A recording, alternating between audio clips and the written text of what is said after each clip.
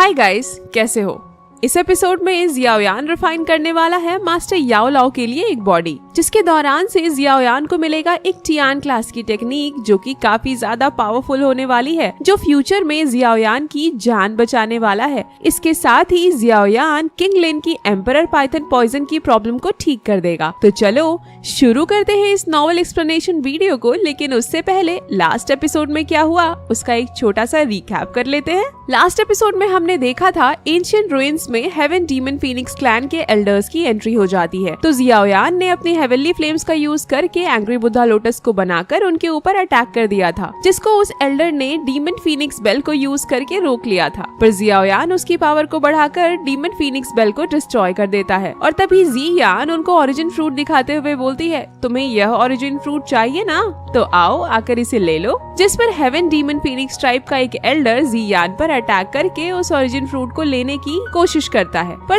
तभी वहाँ पर एंट्री हो गई थी जियान के प्रोटेक्टर हेई किंग की, जिन्होंने आते के साथ ही वहाँ सभी की बैंड बजा दी थी और फिर वह सभी लोगों को एंशिएंट रूइन से लेकर बाहर आ जाते हैं, जहाँ जियान को उनके साथ ड्रैगन आइसलैंड पर जाना पड़ता है। इसके बाद जियाओयान फॉलिंग स्टार पवेलियन आ चुका था और उसके साथ जो भी कुछ हुआ था उसने मास्टर याओ लाओ को सब कुछ बता दिया था। तो फिर मास्टर याओ लाओ ने जियाओयान के फादर को सोल रियाल्म में होने के बारे में बताया था। तो जियाओयान डिसाइड करता है एक बार जब वह पावरफुल हो जाएगा तो उन्हें बचाने के लिए जाएगा, जहाँ एपिसोड के लास्ट में किंग लिन बेहोश हो गई थी। अब आगे एपिसोड नंबर 146 की शुरुआत में हमें जियाओयान को दिखाया जाता है, जहां वह लिटिल फेरी डॉक्टर से पूछता है आखिर किंग लिन को अचानक से क्या हो गया, वह बेहोश क्यों हो गई। तो लिटिल फेरी डॉक्टर बोलती है किंग लिन की बॉडी में मौजूद एम्परर पाइथन उसको नुकसान पहुंचा रहा है। और फिर हमें फॉलिंग स्टार पवेलियन के पीछे मौजूद माउंटेन में जियाओयान को दिखाया जाता है, जहाँ वह मेडिकल इंग्रेडिएंट से भरा हुआ एक बाथटब तैयार कर रहा था, जिसमें वह काफी सारे इंग्रेडिएंट्स का यूज करता है। और उसके तैयार होने के बाद लिटिल फेरी डॉक्टर से बोलता है सब कुछ तैयार है, अब तुम किंगलिन को इसके अंदर रख सकती हो। तो लिटिल फेरी डॉक्टर किंगलिन को उस बाथटब में लेकर जाते हुए बोलती है, किंगलिन तुम चिंता मत करो, मैंने जियाओयान और सीनियर याओ लाओ ने मिलकर तुम्हारे लिए इस बाथटब को तैयार किया है, जिसमें काफी सारे इंग्रेडिएंट्स तो मौजूद हैं ही, साथ में हमने इसमें पिल बीस्ट के ब्लड को भी यूज किया है, जिसकी वजह से मुझे तुम्हारे ऊपर यकीन है कि तुम अपने पॉइजन को अपनी बॉडी से बाहर निकाल सकती हो। और फिर लिटिल फेरी डॉक्टर किंगलिन को उस बाथटब में छोड़ देती है। तो जियाओयान बोलता है किंग लिन काफी स्ट्रॉन्ग है, लेकिन फिर भी उसको अपनी बॉडी से पॉइजन को निकालने में काफी पेन होगा, जिस वजह से मैं चाहता हूँ कि तुम यहीं पर उसके साथ रुको, जिसके लिए लिटिल फेरी डॉक्टर राजी होती है।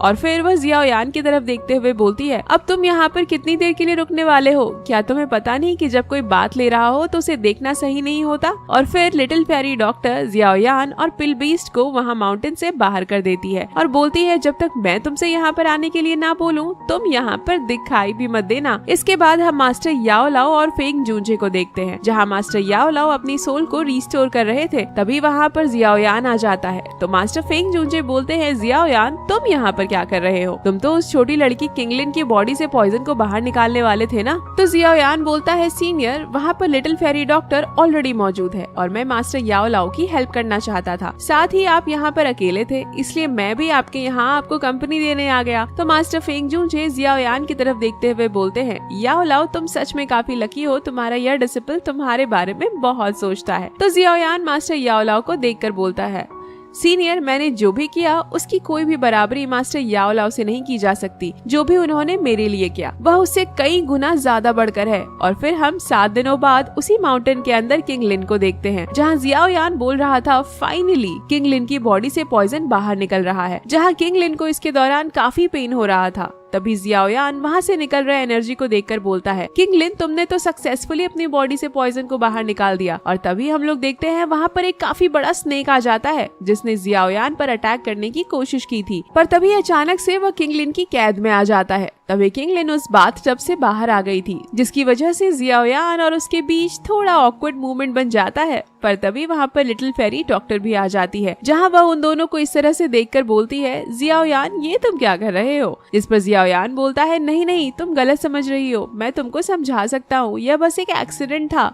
तो लिटिल फेरी डॉक्टर जियाओयान के चेहरे को लाल कर देती है और फिर हमें थोड़ी देर बाद का सीन दिखाया जाता है, जहाँ जियाओयान ने लिटिल फेरी डॉक्टर को सब कुछ बता दिया था। तो लिटिल फेरी डॉक्टर बोलती है अच्छा तो ऐसी बात थी। और फिर किंगलिन बोलती है यंग मास्टर जियाओयान मुझे माफ कर दीजिए, इसमें मेरी गलती है। मैं एंशिएंट सर्पेंट के सोल को कंट्रोल नहीं कर पाई, जिस वजह से यह पॉइजन मेरी बॉडी के अंदर आ गया था। इसके बारे में सुनकर लिटिल फेरी डॉक्टर काफी हैरान होती है और बोलती है एंशिएंट सर्पेंट, इसकी पावर तो हेवन डीमन फिनिक्स क्लैन के बराबर है, लेकिन वह तो काफी समय पहले ही इस पूरे दाओ की कॉन्टिनेंट से गायब हो चुका था, तो आखिर उसकी सोल तुम्हारे पास कैसे है? तो जियाओयान भी पूछता है क्या तुम इसको कंट्रोल नहीं कर सकती? तो किंगलिन बताती है अभी मेरी पावर इतनी ज्यादा इनफ नहीं है कि मैं एंशिएंट सर्पेंट की सोल कंट्रोल कर सकूं। जब मैं पहली बार के लिए सेंट्रल प्लेन में आई थी तब मैं गलती से एक एंशिएंट माउंटेन के अंदर चली गई थी, जहाँ पर मुझे इस एंशिएंट हेवन सर्पेंट का स्केलेटन मिला था और मैंने उसके बारे में जानने के चक्कर में अपने triple Z green people's technique को एक्टिवेट कर लिया था, जिसकी वजह से वहाँ पर एंशिएंट हेवन सर्पेंट का सोल आ गया था और वह मेरी बॉडी के अंदर एंटर कर गया। और जब मैंने उसको कंट्रोल करने की कोशिश की तो मैं कर नहीं पाई, और यह मेरी बात को तब सुनता है जब इसका मूड अच्छा हो, नहीं तो कभी कभी बाहर आकर काफी ज्यादा डिस्ट्रक्शन भी क्रिएट कर देता है। इसके सामने मेरी triple Z green people's technique भी कोई काम नहीं करती। अब तो मैं इसको केवल तभी कंट्रोल कर सकती हूँ जब मैं पावरफुल हो जाऊँ। तो लिटिल फेरी डॉक्टर और जियाओयान बोलते हैं तुमने तो बिना मतलब के ही अपने लिए प्रॉब्लम क्रिएट कर लिया। तभी वहाँ पर पूरी जगह हिलने लगती है और जब जियाओयान बाहर आकर देखता है तो फॉलिंग स्टार पवेलियन के टावर से काफी एनर्जी निकल रही होती है। इसको देखकर जियाओयान समझ जाता है कि मास्टर याओलाओ ने सक्सेसफुली अपने पूरे सोल को रिस्टोर कर लिया है। और फिर हम मास्टर याओलाओ को देखते हैं जहाँ वह बोल रहे थे बेबी सोल फ्रूट तो सच में काफी ज्यादा अच्छा इंग्रेडिएंट था, इसकी वजह से मैं अपने पूरे सोल को रिस्टोर कर पाया हूँ। जहाँ मास्टर फेंग जूंजे देखकर काफी खुश हो जाते हैं कि मास्टर याओलाओ की पूरी सोल स्टोर हो चुकी है। तभी वहाँ पर जियाओयान, किंगलिन और लिटिल फेरी डॉक्टर आ जाते हैं और जियाओयान बोलता है मास्टर हमें बिना किसी देरी के आपके लिए बॉडी को रिफाइन करना शुरू कर देना चाहिए। और जियाओयान उन सभी इंग्रेडिएंट्स को बाहर निकाल लेता है जिसे उसने मास्टर याओलाओ की बॉडी को रिफाइन करने के लिए इतने समय में इकट्ठा किया था, जिसे देखकर मास्टर काफी खुश हो जाते हैं और बोलते हैं यह सभी तो काफी अच्छे इंग्रेडिएंट्स हैं, पर यह टियर 8 का पिल तो कमाल का है, इसने जरूर 5 कलर की लाइटनिंग का सामना किया होगा। जियाओयान तुम तो सच में मेरे सक्सेसर हो। और फिर जियाओयान दाओशिंग लेवल के स्केलेटन को बाहर निकाल लेता है और बोलता है मास्टर मैंने स्पेशली इसे आपके लिए एंशिएंट रुइन से लाया था, जिसको देखकर मास्टर याओलाओ और फेंग जूंजे दोनों ही सरप्राइज थे। और फिर मास्टर याओलाओ बोलते हैं बच्चे यह स्केलेटन काफी टुकड़ों में टूट चुका है, जिसको बॉडी रिफाइन करने के लिए यूज नहीं किया जा सकता, जिस पर जियाओयान हैरान हो गया था। और फिर मास्टर याओलाओ बोलते हैं पर तुम्हें निराश होने की कोई जरूरत नहीं है, तुम इस दाओशिंग लेवल के स्केलेटन के अंदर से दाओशिंग लेवल के एसेंस को रिफाइन कर सकते हो, जो कि अपने आप ही में काफी रेयर ट्रेजर है और ये तुम्हारी मेरे लिए बॉडी को रिफाइन करने में काफी हेल्प करेगा। तो मास्टर फेंग जूंजे बोलते हैं लगता है तुम दोनों टीचर और स्टूडेंट को एक बार फिर से मेरी जरूरत पड़ गई। और फिर वह वहाँ पर एक ताबूत को निकाल लेते हैं और बोलते हैं यह मेरी एक एनिमी की बॉडी है जिसका मैंने खेल खत्म कर दिया था, और फिर उसकी बॉडी को मैंने यह सोच कर रख लिया था कि क्या पता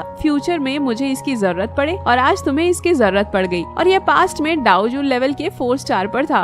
और फिर मास्टर फेंग जूंजे बड़े स्टाइल में बोलते हैं अगर यह तुम्हारे लिए इनफ नहीं है तो मेरा एक दुश्मन जो अभी भी जिंदा है और डाओजून के 5 स्टार पर है, मैं उसका खेल खत्म करके तुम्हारे लिए उसकी बॉडी को अरेंज कर सकता हूँ। तो मास्टर याओलाओ और जियाओयान बोलते हैं इतना ही काफी है। और फिर जियाओयान मास्टर याओलाओ से बोलता है टीचर आप जाकर अच्छे से रेस्ट करो और अपनी सोल की कंडीशन को स्टेबलाइज कर लो, तब तक मैं इस दाओशिंग लेवल के एसेंस को रिफाइन कर लेता हूँ। तो मास्टर याओलाओ जियाओयान को बाय करके वहाँ से चले जाते हैं, जिसके बाद जियाओयान उन सभी स्केलेटन के टुकड़ों में से दाओशिंग लेवल के एसेंस को बाहर निकालने लगता है, जहाँ उसने धीरे धीरे करके उन सभी दाओशिंग लेवल के स्केलेटन के टुकड़ों में से अपने फ्लेम का यूज करते हुए एसेंस को बाहर निकाल लिया था। पर अभी भी उसके पास 3 स्केलेटन के टुकड़े बचे हुए थे, जिसे देखकर जियाओयान बोलता है ये तीनों टुकड़े काफी ज्यादा इंपॉर्टेंट है, क्योंकि इन्हीं के अंदर ही टियान क्लास की टेक्निकल स्किल छुपी हुई है। और जैसे ही जियाओयान अपने 3000 बर्निंग फ्लेम का यूज करता है, वह स्केलेटन दाओशिंग लेवल के एसेंस में ट्रांसफॉर्म होकर जियाओयान के हाथों पर लग जाता है, जिसकी वजह से उसको काफी ज्यादा पेन हो रहा था। तो जियाओयान बोलता है कहीं यह कोई ट्रैप तो नहीं, और अगर ऐसी बात है तो मुझे इससे बाहर निकलना होगा, क्योंकि कल मुझे मास्टर याओलाओ के लिए बॉडी रिफाइन करनी है। और जब जियाओयान उस एसेंस को अपने हाथ से बाहर हटाने की कोशिश करता है तो उसको काफी ज्यादा पेन होने लगता है और वह एक अलग ही जगह पर पहुंच जाता है, जिसको देखकर जियाओयान हैरान था। तभी वहाँ पर कोई बोलता है लड़के तुम काफी ज्यादा लकी हो कि तुम यहाँ पर आ सके। तो जियाओयान बोलता है यह कौन सी जगह रहा है और तुम कौन हो?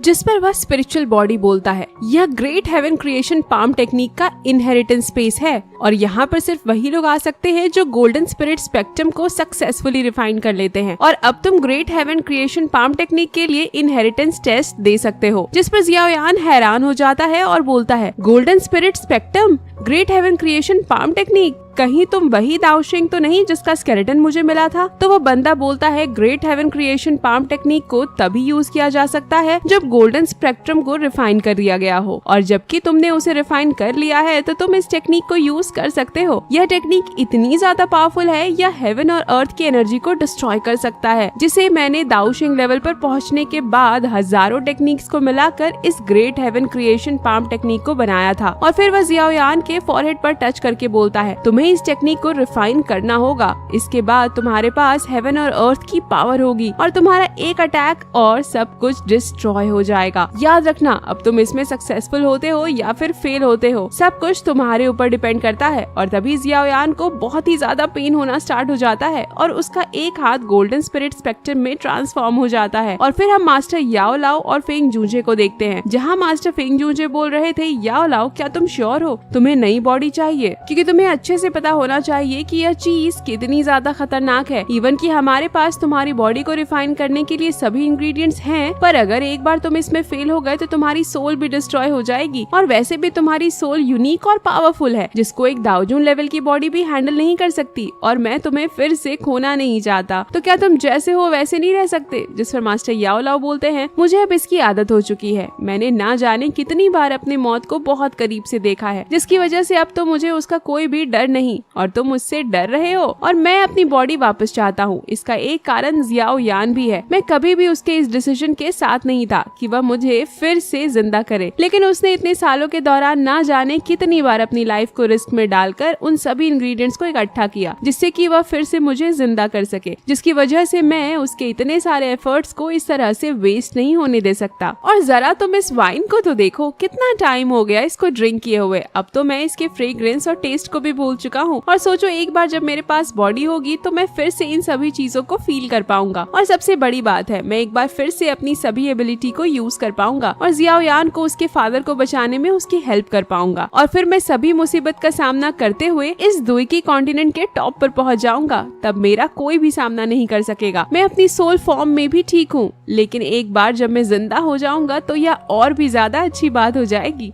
और इसी के साथ यह एपिसोड यहीं पर एंड हो जाता है। नेक्स्ट एपिसोड में काफी कुछ स्पेशल होने वाला है गाइज, जिसमें से सबसे पहली चीज तो मास्टर याओ लाओ जिंदा होने वाले हैं। साथ ही नेक्स्ट एपिसोड में पूरा फॉलिंग स्टार पवेलियन डिस्ट्रॉय हो जाएगा। इसके साथ ही नेक्स्ट एपिसोड में मास्टर याओ लाओ अपने काफी पुराने ओपोनेंट से मिलने वाले हैं, जो कि मास्टर याओ लाओ को किल करने की कोशिश करेगा। पर क्या वह ऐसा कर पाएगा, इसका पता तो नेक्स्ट एपिसोड में ही चलेगा। तो नेक्स्ट एपिसोड जल्दी देखने के लिए लाइक करो गाइज। और गाइज, जिन भी लोगों ने अभी तक सब्सक्राइब करके नहीं रखा है, जल्दी जल्दी सब्सक्राइब बटन दबाओ यार, एक भी एपिसोड मिस नहीं होना चाहिए ना। तब तक के लिए बाय बाय, मिलते हैं नेक्स्ट वीडियो के साथ।